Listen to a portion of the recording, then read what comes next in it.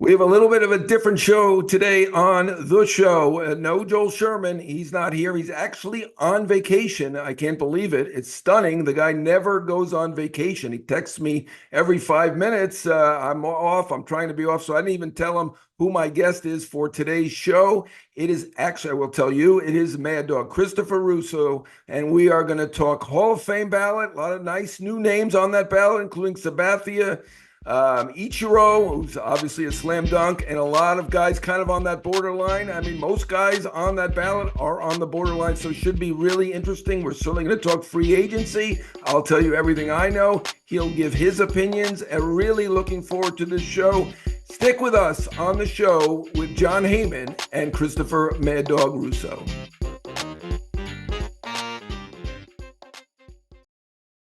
Welcome back to the show with Jon Heyman and Joel Sherman. You notice I reversed that, put my name first for a change, but no Joel Sherman this week. We have a special guest, co-host, Mad Dog Russo, Christopher Mad Dog Russo, who Andrew Marchand called the greatest sports talk host ever this week on his podcast. And let me second that. I agree. He is the best. I mean, sense of humor, total recall, games that happened in 1975. I can't even remember what I had for breakfast. He is amazing. I mean, I don't want to cast any aspersions, but they had the best show ever, Mike and the Mad Dog, and it was like Simon and Garfunkel when they broke up. Christopher Mad Dog is, of course, Simon, the guy who really drove the train, and Russo is fantastic. He does the Mad Dog Radio now. How many years did you do MLB Network High Heat? I did 11. John, 11. thanks for the too much compliments, but yes, 11 years with you on the MLB Network, and you and I have done a million interviews together. So for once, you can do the interviewing, and I can answer the questions instead of me doing the interviewing and you answering the questions. So we have a little reverse scenario here. You and I have known each other a very long time, and we got a good baseball segment here forthcoming. But yeah, I've been lucky. I had two careers. I had the Mike and the Mad Dog career and a little serious career. So I've been fortunate from that standpoint. Very fortunate. Right place, right time. Yeah, well, I mean, Christopher is the best at driving a show. I'm not, which is why Joel drives the show most of the time, or basically all the time, except for when he's on vacation. And now Christopher will do the answering, and boy, does he know baseball. So let's get to it. We're going to do a segment here on what's going on in baseball, the free agency. I will chip in with my 2 cents on these $600 or $700 million player and the other players in free agency. And then we will talk Hall of Fame, which he is an expert on, absolutely an expert, and a little bit of a tough grader. I get it, small hall guy, and we're going to get into that later. But first, let's talk about what's going on in baseball. What are your thoughts? First of all, it's all about Juan Soto right now. I think the other big players will probably follow Soto. It feels like he had his meetings with at least 5 teams, maybe a 6th. We're not sure on Philly yet, whether they are going to meet, have met, or whatever. But 5 teams have met. What are your thoughts on Soto? And I believe he will get 600 million plus. We shall see about that. But we saw what Ohtani got last year. What are your thoughts about the money in the game going to these big players? I'll let you handle the money there, John. 2 things. First off, it seems like it's going to be done a lot earlier than normal, which to me, thank God. I mean, I hate when these big free agents wait until March to get signed. Maybe Ohtani set a trend last year when he got it done right around the winter, at the end of the winter meetings. I don't remember the exact date, but it was right around that time period. Judge, essentially signed with the Yankees, re-signed the Yankees at the end of the winter meetings there a couple of years ago in San Diego. So I think that's a positive. It seems like this is going to move a little quicker than normal, which I love. And, I think he's going to probably, I didn't think so. I thought he'd re-sign with the Yankees, but I got a funny feeling he might go to the Mets. I know that the only visit that he made to a mansion, you wrote about this, was to Steve Cohen's house in Beverly Hills. I do think that Cohen can offer the most money. And if it's about money, which, 99% of the time it is, I think the Mets will have the leg up. They're coming off a big year. It's New York. He's got Lindor. We all know, you know better than anybody, that when the Mets are good, there is much charming, and there is much a factor in New York as the Yankees are. So it's not like he's signing with the Nets, leaving the Knicks. I mean, he's, or the Jets and Giants. This is the Yankees and the Mets, and they can be equal when they're both good. So I think at the end of the day, I don't think he's going to the Dodgers. I don't think he's going to Toronto. Why would you go to Canada? You wrote last week, were they lousy? Why would you go there? I don't think the Phillies, I think they like to be involved, but I don't think he's going there. I think it's going to be the Yankees or the Mets, and I wouldn't rule out the Yankees. But right now, I think the decision will be by the end of the winter meetings. And I do think that the Mets are the leading contender right now because nobody can spend more money than Cohen. You know, we all know that he's got the most money. And if 99% of the time it is about that, I think Cohen feels very comfortable that he did a good job with his meeting there or whatever it was last week. I think he felt that he set the table well with his team talking to Soto. So I think maybe right now the Mets are the leading clubhouse contender. And then, as you said, we'll find out about everybody else. Alonso, find out about the pitchers. I think once Soto goes, you'll see a lot of guys move pretty quickly here. I think you really will. Yeah, I think you're right on the two main points. I think it's going to go fairly quick, maybe right at the winter meetings, maybe a little bit after, maybe a little before. You're right, Judge and Ohtani did just right at either at the end of the meetings or right after. And I agree with you right now. If I had to pick a team, I'm going to say the Mets because I think they can outbid anybody. And I think he liked it in New York by and large. But one thing people don't realize, he loved San Diego. He loved living in San Diego. There was a lot written about how it's far away from his family. There's from the Dominican. He loved the lifestyle of San Diego, but there's only one team in from the West Coast, and that's the Dodgers. So, and I don't think they're a team that's likely to get into a bidding war. When there's been a bidding war, they've lost. You know, they got Freeman for a bargain. They got Betts on what I think is a bargain, and they got Ohtani on what I think is the ultimate bargain because of the sponsorship deals that he brings in. So I think you're right on the timing. I think it's going to be fairly quick. It has to be. Look, Boris has got 8 out of the top 16 players, right? He's got Bregman and Burns, Snell, Alonso, and several others. And not only for him, for all the market, all these teams that may spend 600 million plus, they got to figure out whether they're getting Soto or not. And that certainly changes the equation on the other players. So I think for everybody's sake, it better go fairly quick. Now, I do want to press you on the money. What do you think? Ohtani, we know that he got 700 million, but the valuation of it was around 437 million by the Players Union, 463 million by MLB. Interesting, it's higher from MLB, but 460 million. Now, they're not the same guy. Obviously, Soto about 4 years younger, but he doesn't pitch. He doesn't bring in a sponsorship. I mean, what do you think about the fact Soto? It looks like he's going to get more money in the actual value. Are you okay with that, or you think? Yeah, listen, I'm okay with it. I mean, if that's what it is, that's what it is. I mean, you know, I think it's probably, and again, you're the expert on this better than me. I think it's probably going to be somewhere around 550 million. You know, somewhere in that category. And I think, you know, listen, Soto is he's Ted Williams. I mean, he's that good a hitter. I love him in a big spot. Now, he's not a great outfielder. He's a bad base runner, but he treats every at-bat like it's Game 7 of the World Series. He plays, he posts, he loves to play, and as you said, he's 26 years of age. So I think whoever gets him, I'm not worried about him sort of, you know, being a little psyched out by signing a big contract and trying too hard. I don't think that's a factor at all. You know, if I was Soto, I'd be a little concerned about playing those 4 games at Yankee Stadium if he signed with the Mets because he's going to get booed by leaving the Yankees to go to the Mets. But I wouldn't be worried about it. But that would be a factor. I mean, that's going to happen. And I think that you know, listen, I think the Mets are in play here because they can have the most money. I think if push comes to shove, Cohen can spend more money than Steinbrenner can, and I think that you know, if that is the prevailing theme, and he can spend a considerably amount of more money. And I think probably because of that, the Mets have to be the clubhouse leader here.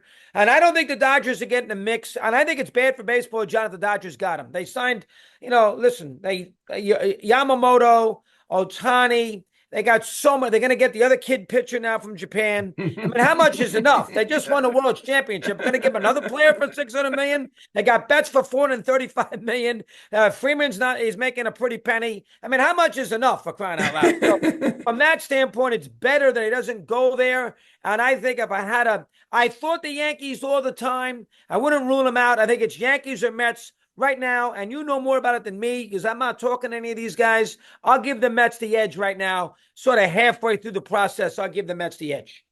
Yeah, I think you read it right. I mean, that's the way I look at it. I think the Mets get a little bit of the edge because obviously Steve Cohen has the wherewithal. He's willing to lose money. He wants to win that badly.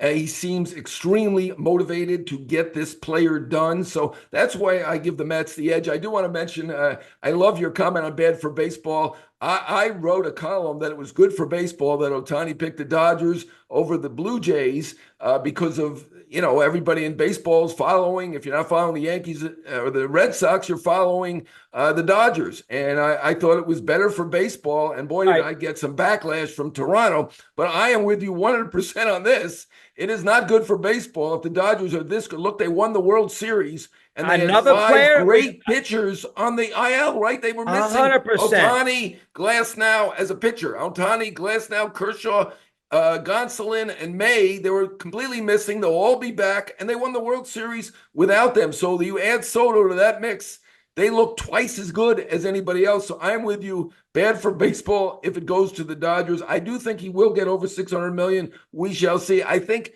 obviously he's not Ohtani. Ohtani is Babe Ruth. Ohtani is one of the greatest players of all time. The reason I think that Soto's going to get that money of over $600 million, twofold. One, he is younger. He's over 4 years younger as a free agent than Ohtani, and that's huge, right? Because you're getting 4 great years. And two, he's willing to go for the high bidder as far as we know, right? We think now in retrospect, Ohtani was limiting it probably to the Angels and the Dodgers. And I think if the Angels had said yes, I wouldn't put it past him that he would have gone back to the Angels. As great as it worked out with the Dodgers, I think he just, creature of habit, wanted to stay there. And last 2 free agents took less money to play where they are playing, right? Judge with the Yankees, Ohtani with the Dodgers, could have gotten more elsewhere, I'm sure. They weren't about the money. They were rare. I'm with you. I think Soto is going to end up in New York with a huge deal. Yankees, Mets, most likely. And if he does sign with the Mets, they're going to lose Alonso, because I don't see the Mets giving Ohtani or giving Soto all this money. And then, oh, by the way, here's another $150 million for Alonso. I don't think they'll do that. I think they get some pitching, but I think they will give up Alonso. You probably would agree with that. And then Alonso be in that open market. I think it's very difficult for the Mets to bring Soto in, have the big press conference, and have all the Met fans celebrate. Oh, and by the way, here's another $175 million for Alonso. I don't know if that's going to occur. So I think you'll see Alonso leave if Soto does agree to to play with the Mets. And it's funny because the same agent for the same 2 players, which is fascinating there as well. And then what the Yankees will do if they lose Soto will be interesting. He's 6 miles. They lose him 6 miles away. The Yankees, Red Sox would be awful, and the Mets would be awful. So the Yankees are going to, and the last time they lost Cano, they made a terrible error by getting Ellsbury all that money, and that was a disaster. So we'll see how the Yankees handle this if, in fact, they do lose Soto, because they're going to have a lot of money to work with, and they got to do something to get that fan base, off their back. They did that last time. They moved too quick, and it turned out to be an error. We'll see how they handle it this time if Soto does leave, which would be interesting. Yeah, I think they have some decent alternatives if they lose Soto. I don't think Alonso really makes sense for the Yankees. They already have 2 big right-handed sluggers. Obviously, Judge, the best right-handed slugger in the game, plus Stanton, who's the best in October. And so I don't think Alonso fits for the Yankees. I don't know. Steve Cohen has a lot of money, so I'm not going to eliminate the Mets if they do sign Soto. I think they'll want to please Soto in some way, but they have 3 starting pitching slots to fill still, right? With all the guys who are leaving, or at least free agents, Severino, Minaya, and Quintana. So they got a lot of work to do on the pitching front. I do believe Steve Cohen has lost a couple $100 million a year the last few years, probably. There's got to be some limits. So I'm kind of with you that I think Alonso's going to be tough for the Mets. Before we let you go, at least before we move on to the Hall of Fame in the next segment, I want to ask you about your Giants. What the heck are they doing? They're not involved for the first time in the big free agent, right? They looked at Judge, certainly. They looked at Ohtani, certainly. They did make that offer, the same one that the Dodgers signed him for. They tried for Stanton. They basically have tried for every big free agent. They're not in the mix at this point, and presumably they're not going to be getting Soto. What are they doing? Good point. Don't forget Yamamoto's another guy that they wanted. They didn't get him. Right. I think the Giants realize that for whatever the reason, I don't know if everybody wants to go play for the franchise right now. First off, if you go sign for the Giants, you got the Dodgers in the same division with San Diego. So, a guy wants to win. He goes to San Francisco and he says, geez, the ballpark is impossible to hit in. It's cold. And I got the Dodgers 500 miles to my south who own the division. And I got the Padres right behind them. So it becomes difficult to play in that big free agent game. So I don't know exactly. And it sounds like they might lose Snell. He's a free agent. I don't know if he's coming back either. So they got major problems. I don't know exactly what the Giants are going to do. They get the center fielder back after he got hurt last year. I've heard Adames is possible. I mean, maybe they go out and get him. They got the makings of a decent pitching staff. Logan Webb. They get Robbie Ray back. Maybe they can I think they'll get a pitcher. But, they're in a very tricky spot for a franchise that plays in a beautiful ballpark that's won 3 relatively recent championships, that's got Posey now running the franchise. Listen, there's a lot of people don't like San Francisco, but it's a picturesque park with a lot of history to it. And the Giants are they're caught in between.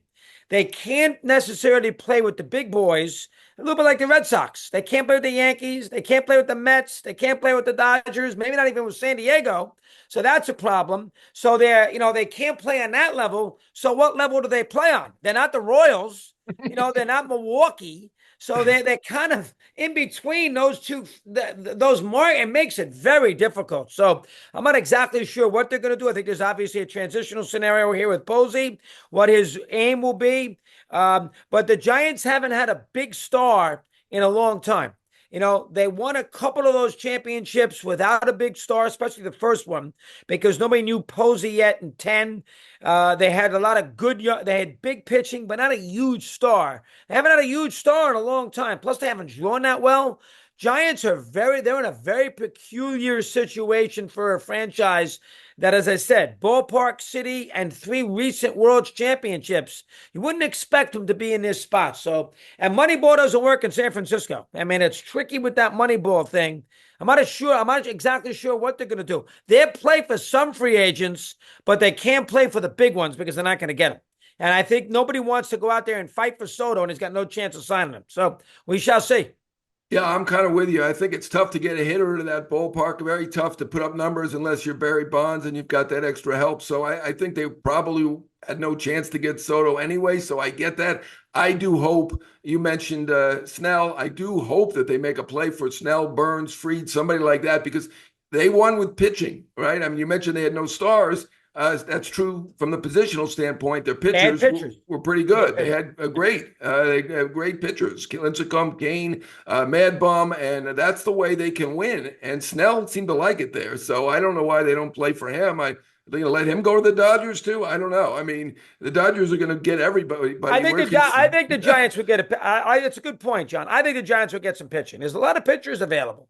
You got those Mets kids. You got Fried. You got Burns. You got Snell. I think the Giants will get one of those, and they got the Japanese kid. I think the Giants will get a pitcher, and a good pitcher, whoever that might be. I think they will go that route, and Posey understands it because he was there with that staff. Don't forget Jonathan Sanchez. He helped him for a little while, too. Zito, who was a bad contract, but he won 3 or 4 very huge games. He won a game in St. Louis in the postseason, down 3-1. He won a World Series game against Detroit. So, I mean, for 3 wins, he was very significant. I think the Giants would get a pitcher. I think the positional player is a little tricky for San Francisco. I agree with you on that. Yeah, your recall is amazing. I happened to be at that game in St. Louis that Zito won, so I remember it, but it's amazing. Huge game, down 3-1, and Zito won the game, and then they won the last 2 games at home in 2012. That was a big series, and he didn't do anything. He got 7 years, $110 million. He was terrible, but he was good that day, and that was an important win. They won 3 championships with Buster Posey and 3 great starters, 3+ great starters. You mentioned Sanchez, Wilson, obviously good in the pen, pretty amazing, and maybe they'll try to replicate. Yeah, oh my God, fantastic! Best manager, arguably over the last 50 years. Either him or Torrey, I would say, best manager in the last half century. So you're absolutely right about that. I mean, you know your Giants, so I defer to you on the Giants, and it's been great talking about all these great free agent questions and thoughts. Do you think we'll have a lot of movement? The end of the winter meetings was about December 5th, 12th, something like that. Do you think we'll have a lot of these questions answered by then? What's your take? Well, they need the Soto signing. Once Soto's signed, then the 5 teams plus that are involved in this all-time great hitter, I'm with you. Ted Williams is a good comp. I mean, maybe he's not Ted Williams, but I mean, look at these numbers. It's unbelievable. And the guy's an incredible hitter who's just turned 26 years old. So I think that's the question. It's the $600 million question. Once he goes, then we can look at all of these other guys, because if a team signs him, unless you're Steve Cohen or maybe Toronto, you're probably not signing the other marquee free agents, right? I mean, you mentioned the Mets probably don't sign Alonso if they get Soto. I think that's true of all these teams. If you sign Soto, are you really going to have the money for Burns, Fried, Snell, Damas, Bregman, any of these other guys? I'm not sure. Unless you're Steve Cohen, I'm not sure the answer is yes to that question. So anyway, it's great talking to you about free agency, and we're going to get back on the show with Jon Heyman and Joel Sherman. Not Joel Sherman today, but Christopher Mad Dog Russo.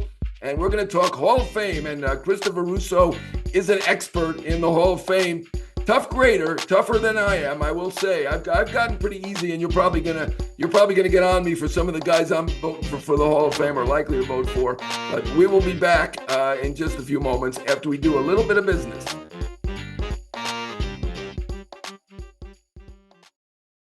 Welcome back to the show with Jon Heyman and Joel Sherman. This week we have Christopher Mad Dog Russo, the greatest sports talk host ever, and we are going to talk Hall of Fame, and he is an expert on the Hall of Fame. He studies it hard. We're probably not going to agree on a few players. I'm pretty lenient, or at least in his mind, I think. We'll see. There are some great new ones on the ballot, so let's start with them. Ichiro and Sabathia are, I guess, the top new guys on the ballot, and we're going to try to get to most of these guys, so we're going to try to hit pretty quick on all of them, but Ichiro and Sabathia to start. All right, well, obviously, Ichiro's going to get in. CeCe's going to make it too. I don't know if he's going to make it on the first ballot. What's he got? A lifetime 3.74 ERA. Right. I mean, he was a very, very good pitcher, tremendous competitor. Love what he did for Milwaukee when, he was a free agent. He was going on 3 days rest to try to get them into the playoffs. He was very instrumental in the Yankees in 2009 when they won a championship for him. Nobody is going to dispute the idea that, in a big game, you love to have him on the mound. So, if Mussina made it, if some of these other borderline pitchers, Sabathia's, he's on that Schilling level, and he should be in. We know that, he gets himself, he's his own worst enemy with that. So I think Sabathia will make it. I don't know if I'd put him on the first ballot. And, but that from that standpoint, but, eventually, even though that high ERA, I think he will get in. Ichiro's, and listen, I'm not big on the rookie of the years and everything else from players from Japan when they've already played professional baseball. That drives me crazy. I do think there was a little bit of a individualism with Ichiro. I know that 1 year when he wanted the hits in big games for Seattle late in the year, he was not taking walks in big spots because he wanted to get the hit scenario. That always bothered me. But Ichiro, he great right fielder, played forever, great all-around player. Didn't do a lot against the Yankees in postseason play, which drove me crazy. But Ichiro's going to make it. You know that better than anybody else. And then other than that, I think it depends on where you want to go. I mean, do you vote Beltran? I think he's borderline. I could go either way with him. I don't know about this whole thing with the Astros and how that affects his candidacy with the sign stealing. I think eventually you'll get over it. Hinch is managing. Cora is managing. There might be a faction of those voters, though, who don't want to necessarily put him in right away. Because of that, we shall see. I am not an Andrew Jones fan. I'm not putting him in. I know this is last year on Wagner's ballot. I know Wagner regular season-wise had great years, but relievers, to me, got to be great in postseason play. He was not a great reliever in postseason play, and that to me, and that's why I would never have voted for Lee Smith. He was never great in postseason, and he didn't get in by the writers. He got in by the executive committee. I got even issues with Hoffman. Relievers, to me, have a higher standard. That's why Eckersley and Mariano and Fingers and Suter, I got no problems with. If you're not on that level, I'm not putting you in. Wagner isn't, so I wouldn't vote for Billy Wagner. And I know he's a good guy. People love him. And maybe this year he's going to get in because he was awfully close. Was he 68%? So he's probably going to get in. I would have voted for Kent a long time ago. I'm not even sure if he's still eligible on the ballot. He may not be, right? No. So he has to go to the executive thing. And I would put Garvey in on the executive panel, by the way. He won an MVP. The games played. He was a tremendous, look at his postseason. He's a 348 lifetime postseason hitter, 340 right in that category. If you put Perez in, you got to put Garvey in. But as far as the overall scenario, Beltran, Wagner, Jones, Ichiro, Sabathia. Am I missing anybody? from a standpoint Well, of I'll get to the other guys. Probably not on your ballot, but I will mention them after I give my take on all these guys. Ichiro, I mean, he had a 28-year career. Let's not forget he played 7, 8 years in Japan. He was a 17-time All-Star if you count them. And after 7, 8 years in Japan, he had 3,000 hits in the United States, 3,000 plus hits after already playing 7 years, and he did win an MVP, not just the Rookie of the Year. He does have only a 107 OPS plus, if you care about that. But I mean, the question with him is he going to be unanimous? He might be. He's clearly a Hall of Famer. it's going to be close. Sabathia, I'm with you. 96%. He's going to be right there. He's in. We know that. Yes, Yeah, he's in. Sabathia, I think he'll get in. To me, is Jack Morris, who I voted for every single time. He finally got in. I hope people wake up to it. I think Sabathia is a Hall of Famer. Beltran, First ballot? I think so. I think he is. Beltran, I held out that first year because the 2017 Astros, which was his one World Series championship, certainly can't hold players to World Series championships. Don't have to do that. But he had 2,700 hits. He had over 400 home runs, stole a ton of bases, 1,500 RBIs. I mean, and then in the postseason, you talk about the postseason, he had a 1,021 OPS in the postseason. To me, Beltran, for me, I held him out 1 year because of the Astros. To me, Beltran is a clear Hall of Famer. So I'm voting for all three of those guys. I will agree with you on Wagner. I don't get it. He's clearly going to get in. I love the guy. I love covering him. I feel bad that he has now blocked me on Twitter because I, like you, don't get it. I don't see how he could be a Hall of Famer. I know that the argument on Jason Stark is the best on Hall of Fame credentials, pointing out that relief is a position. Great. Punter is a position in football too. Do we have to put 20 punters in the Hall of Fame? I don't think so, right? I'm with you exactly. The same four guys you named, Mariano, Suter, Fingers, Eckersley, clear-cut Hall of Famers. The other ones, pretty questionable, right? Now, I ended up voting for Lee Smith on the final year of the ballot. I'm not going to vote for Wagner. It's not because he's blocked me. I never voted for him. I mean, let me ask you a question. You own a team.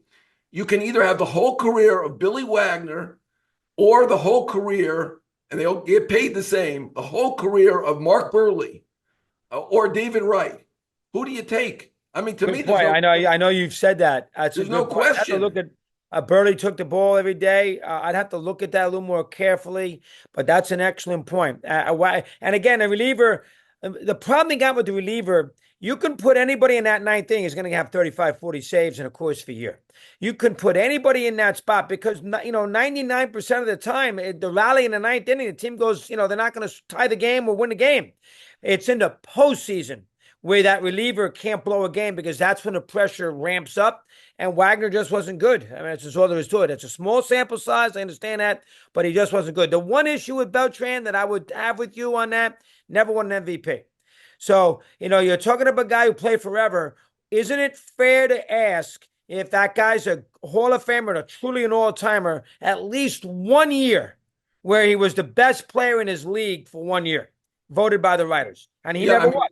Right, fourth was the highest that he ever came in. He had that bothers me. Jeff 7 years of MVP votes. Look, Edgar Martinez, I think, only got votes in 2 or 3 years, and he's in the Hall of Fame, right? I mean, Beltran got votes in 7 years. So, I get it. And I'm with you on Kent. I voted for Kent. I'm with you on Garvey. I voted for him I think it was 15 years he had a chance to get in.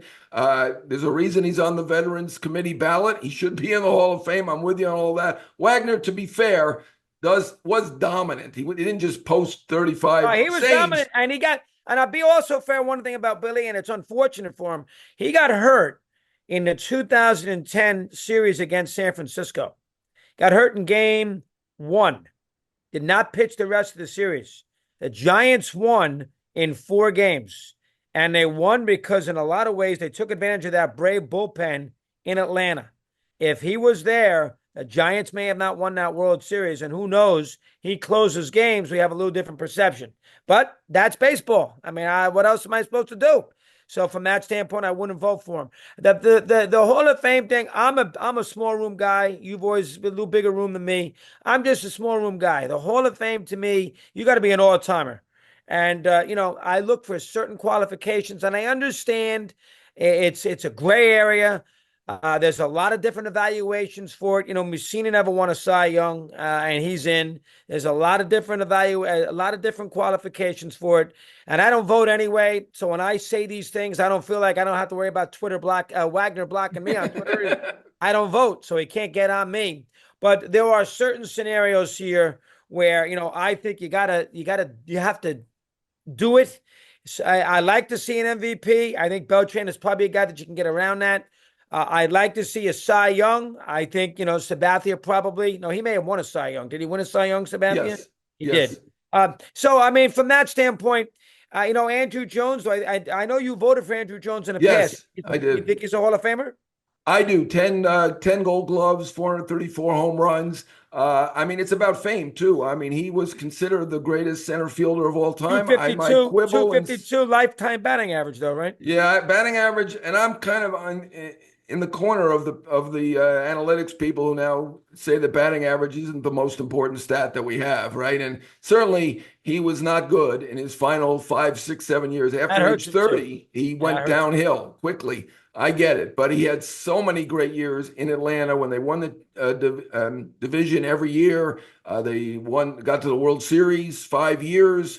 He was an incredible player for those teams. So I do vote for him. I do understand that he is borderline. I vote for a lot of guys who are borderline. The reason I do that is I think that a precedent has been set of what a Hall of Famer is, and I'm not going to set my own standard of a Hall of Famer. And based on that precedent, I think he is a Hall of Famer. I also probably value fielding above what some other people do. I was finally convinced on Scott Rowland. I get it in terms of the fame, in terms of the greatness, in terms of MVPs. I get it. And I'm still wondering if that was the right vote. I did vote for Rowland. I vote for guys who are great defenders.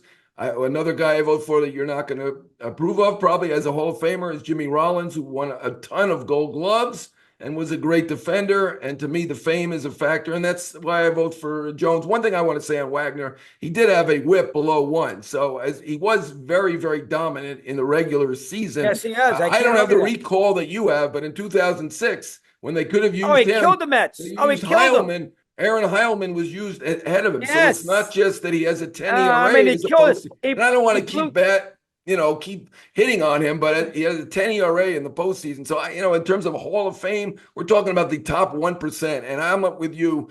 There's a reason he has a 27 WAR, and Mark Burley has a 60 WAR. And all these other guys that are considered borderline or below the border are 50 or 40. And, I just quick run through any of these guys think is a Hall of Famer. Abreu, Burley, King Felix, Torrey Hunter, Kinsler, David Wright, Pedroia, Utley, Rollins, any of them? Would you support any of them? I know you're no. Okay. No. I get it. Well, you're a small guy. Stick to your guns. I'm going to stick to him. I think that, if I was voting this year, I probably would vote, obviously Ichiro. I probably would vote Beltran. Good point. You gave him a little boycott last year, and he doesn't deserve the boycott for the rest of his life. If Cora's managing and Hinch is managing, I can't kill him on that forever. And I probably would vote Sabathia. Those would be my 3 guys this year. I'll tell you one thing about Sabathia that I always have been admired about, and very few people would do this. This is a guy that got traded to Milwaukee, was a free agent, and went out there the last day of the regular season, pitched on 3 days rest to get Milwaukee into the playoffs. That's a Hall of Fame. I give him a lot. A lot of guys wouldn't do that. They'll risk their injury, and he did it. And he wasn't a lifetime Brewer. He got there at halfway through the year because he was traded to Cleveland. And he was leaving. He was leaving. He went to the Yankees. And he had for $161 million. Right. Yeah. That's a Hall of Fame moment for me, and he deserves some pat on the back for that. Right, and 38 complete games, 12 shutouts.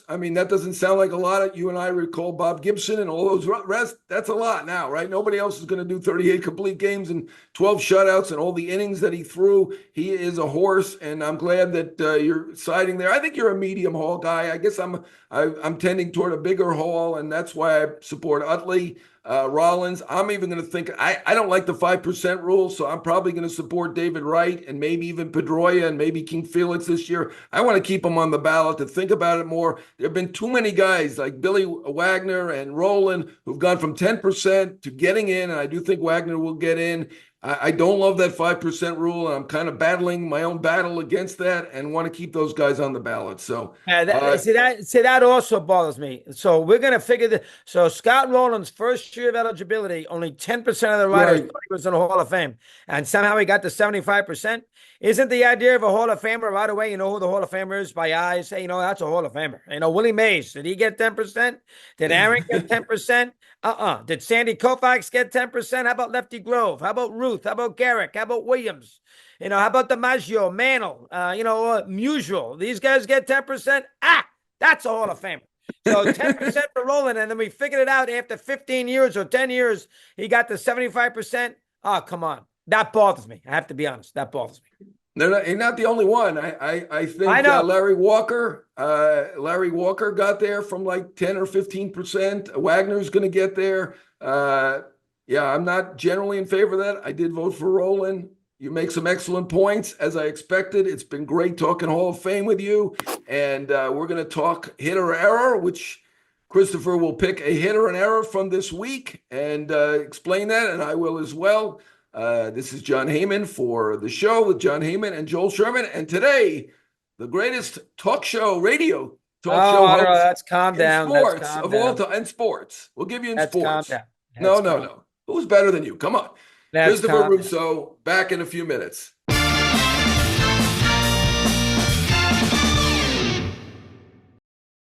Welcome back to the show with Jon Heyman and Christopher Mad Dog Russo, special guest co-host. Very excited about this, and we are going to do our usual hit or error, and Christopher should be good at this. He's very good at giving out hits and errors, a professional. So what do you say this week? Are you going to give me a hit or an error? Yeah, and go ahead. I'm going to give you an error, John, and I'm going to give you the Tampa schedule. I think this is ridiculous. They're going to play 47 of their first 59 games next year, or, at George Steinbrenner Field, Legends Field. They're going to play it at home, and they're going to play 69 of their last 103 on the road. Now, that is a huge competitive disadvantage, and I understand the rain, and I understand no roof. I get all that. But, deal with the rain delay, all right? Play the game at 9 o'clock at night. That they're going to start the year with 47 of their first 59 in April and May in their building, and then they have 8 home games in July and 8 home games in August. That is ridiculous. You can't do that. If you were so wrapped up on the rain, have them play the year in Miami. Where there's a roof. That is so stupid. And I understand, they're trying to keep him in the market. There's not that many Tampa fans anyway. So what difference does it make? You put them in a different part of the state. There's no Rays fans. So they're not gonna put 11,000 in that stadium anyway in Steinbrenner Field.